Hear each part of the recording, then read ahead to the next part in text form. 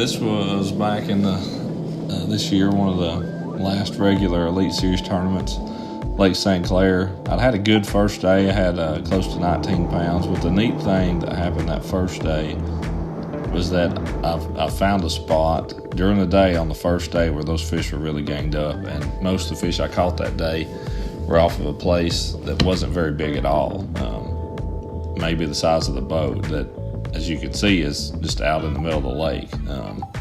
But I fished by there that morning, just basically fishing down a line as the wind was blowing the first day, and caught one and missed one, and then come back to it and caught another one. But ended up there was a heck of a school of fish there, and it was only in about 7 feet of water.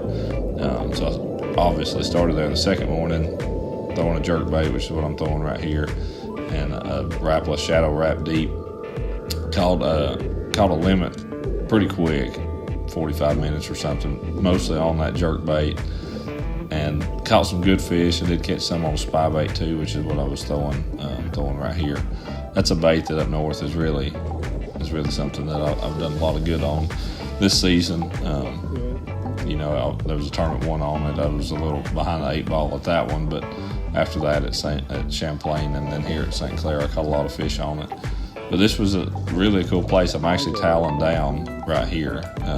The wind's at my back, and I got upwind of it and just put my talons down. I was able to sit there. But later in the day, I came back to it, and I'm spot locked now with the wind up there on the coming out of the front, and just the way I pulled up to it, I was kind of went past it and then spot locked, and I actually ended up just fishing off the back deck just because it was easier and I could stay away from those fish being shallow. They did seem to be a little bit spooky, and I could stay away from them better, and certainly learned that first day after lost a few that it's best just to take your time with those big smallmouth up there and just try to wear them down, especially being spot locked. I didn't want the boat moving around and stuff, just stay in one place, and especially fishing off the back really made that pretty easy, so I could just take my time, stay back there, and that was I'm pretty certain the biggest fish I had on the second day.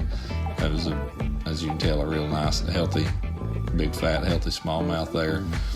And St. Clair sure was on this year. But again, fishing there off the back deck, just throwing a little Ned rig. I'll show it to you here in just a second on the camera. But it was basically just a clear sandy spot out there on St. Clair, and I'm talking to my marshal about just basically shaking that bait in place, not really moving it at all, just kind of holding it there, shaking it, and those fish would about knock the rod out of your hand when they would bite it.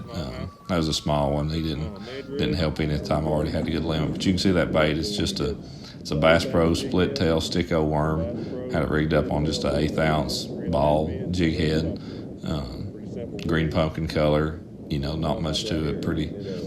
Pretty standard for Ned rigging. That little split tail sticko worm has become a really good bait for me Ned rigging.